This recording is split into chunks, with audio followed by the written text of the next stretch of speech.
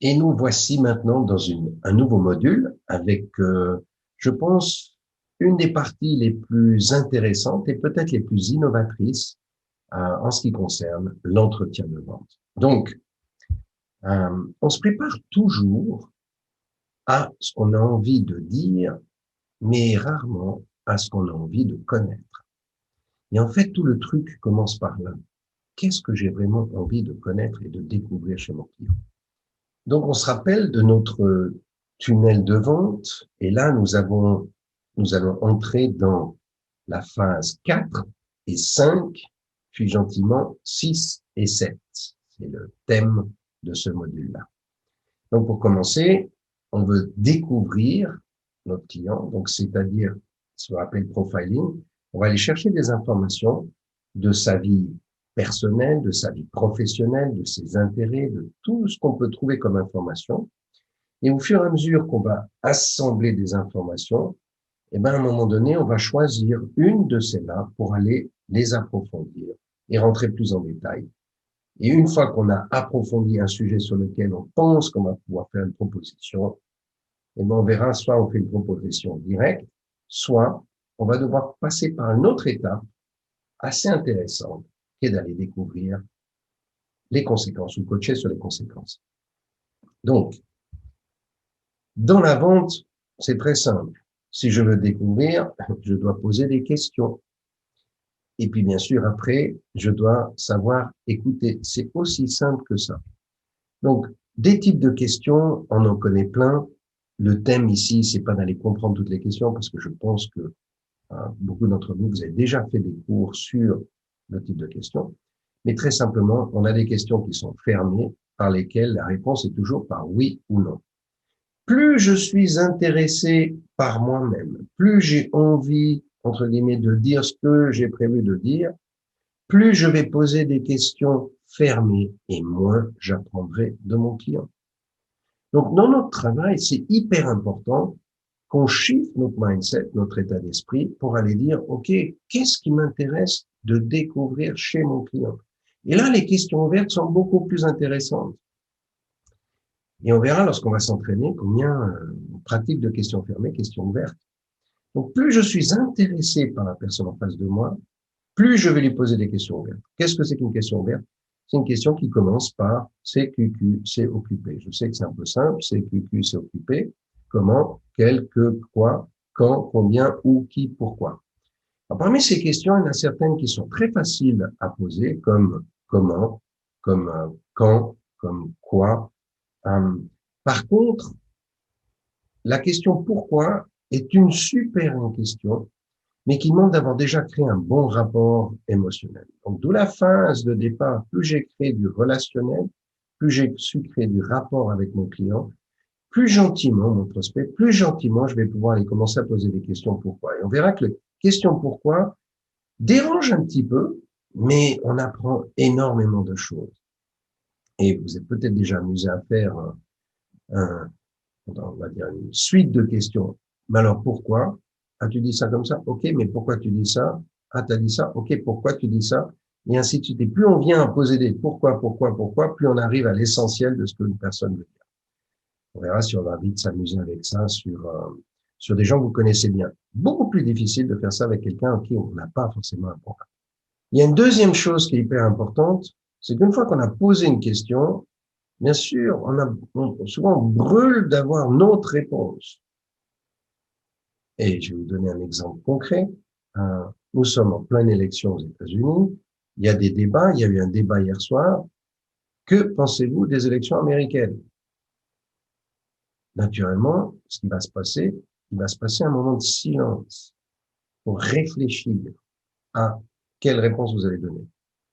Mais moi qui ai posé la question, bien souvent, j'ai déjà une réponse. Je suis intéressé. Donc, qu'est-ce qui va se passer? D'abord, il va y avoir le silence. Et puis, ben, celui qui va répondre à cette question qui ne s'attendait pas, va d'abord donner une généralité. Ben ouais, c'est toujours la même chose. Chaque 4 ans, ça redémarre. En plus, les présidents, ils sont fous. J'en sais rien. On va donner des informations générales. Le moment où on a entendu les informations générales de la personne à qui on a posé la question, C'est bon, nous on est content. Et qu'est-ce qu'on aura tendance à faire? Ben, c'est interrompre pour donner notre réponse. Et là, c'est pas du tout de l'écoute active. Nous, ce qu'on veut, c'est vraiment se dire, OK, non, non, non, non, non, non, non. Silence. Parce qu'en fait, j'ai quelle réponse? J'ai que des généralités. Mais si je sais faire le silence, tout d'un coup, l'autre va pouvoir avoir le temps de réfléchir dans sa tête, d'aller chercher l'information qui est un peu plus intéressante.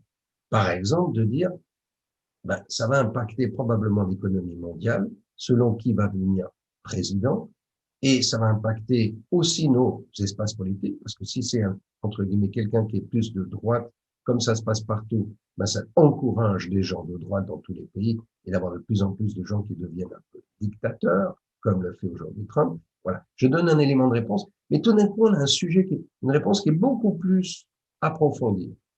Et là encore, nous, ce qu'on va faire dans l'écoute active, on va rester présent à l'autre, écouter ce que l'autre a besoin de nous dire. Et pour ça, oui, il y a plein de gestes. Donc, on va faire d'abord le non-verbal, on a vu que c'était hyper important. Donc, par exemple, de faire oui avec la tête, d'écouter. On verra qu'on peut aussi prendre des notes. Quand on va prendre des notes, ça montre qu'on est intéressé par les réponses. Alors, bien sûr, on peut demander avant, est-ce que c'est OK que je prenne des notes? Mais le moment où on va commencer à prendre des notes, on voit que c'est important et que la personne en face de nous est importante. Et puis aussi, ce qu'on veut, c'est peut-être faire des synthèses, reformuler ce qui a été dit pour que la personne puisse après approfondir la technique de reformulation et de synthèse, on y reviendra, c'est hyper important. Puis bien sûr, après qu'il y a eu une réponse un peu plus spécifique, il y a encore un moment de silence. Parce qu'en fait, ce qui nous intéresse, c'est que la personne va donner son essence. Et donc, si on fait encore un moment de silence, on va voir comme dans un alambic, tout d'un coup, il y a l'essence, l'essentiel, les dernières gouttes de l'information, et il va nous redire en quelques phrases ou courtes phrases vraiment quelle est sa réponse. Et c'est ça qu'on veut. Voilà ce que c'est qu'une écoute active.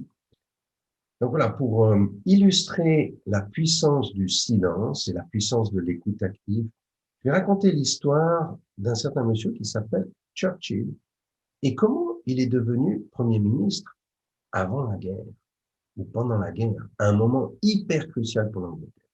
Mais l'histoire, c'est la suivante. Elle est extraite d'un livre que François Giroud a écrit en 74, donc c'est vieux, et je vais simplement lire. Donc, quand Chamberlain, qui était à ce moment-là le Premier ministre, prend conscience qu'il n'est pas la capacité de mener le pays à la guerre. Donc, comme ça se faisait traditionnellement, ben, c'est lui qui va choisir son successeur. Et qu'est-ce qu'il fait? Il va aller prendre des gens qu'il connaît dans son parti, et il y a un lord qui s'appelle Lord Halifax, et il considère que lui serait la bonne personne. Mais comme il veut donner le maximum de chances au gouvernement de réussir, et que Winston Churchill a une histoire en tant que chef de guerre, on va dire, ben, il souhaite que Churchill fasse partie de ce cabinet. Et donc, il le convoque et lui dit, voilà, Monsieur Churchill, Halifax sera le prochain Premier ministre, je pense que c'est le meilleur, mais on a aussi besoin de vous, acceptez-vous d'être son numéro 2. Donc, Churchill, bien sûr, on est en guerre, il est patriote et il a un devoir. Donc lui, il comprend qu'il doit respecter les décisions et il est tout à fait d'accord et il dit oui. Quelques heures plus tard, il va se retrouver chez lui et un de ses amis, un homme avec qui il avait grande confiance et quelqu'un qui avait une bonne vision, un monsieur qui s'appelle Lord Beaverbrook, quelqu'un qui est dans la presse active, veut aller rencontrer Churchill ce soir-là, lorsqu'il a appris tout ça. Il dit qu'il doit à tout prix lui parler. Et il va chez Churchill et lui dit, écoutez, Churchill, c'est impossible qu'on laisse Lord Halifax devenir le Premier ministre de ce pays. Euh, beaucoup trop de dangers, ce n'est pas possible. Il faut à tout prix que ce soit vous le Premier ministre. Puis Churchill dit, ben, j'ai déjà donné ma parole, je ne peux pas revenir en arrière. Et là, ce Lord Beaverbrook lui dit, écoute, on ne peut pas laisser faire ça, mais je vous demande une seule chose. Quand demain, officiellement, on va vous demander, est-ce que vous acceptez d'être son numéro 2, vous ne dites rien. Vous faites silence pendant 3 minutes. C'est tout ce que je vous demande. Puis Churchill dit, OK, bon, ça, je peux faire. Pas dramatique, je vais le faire.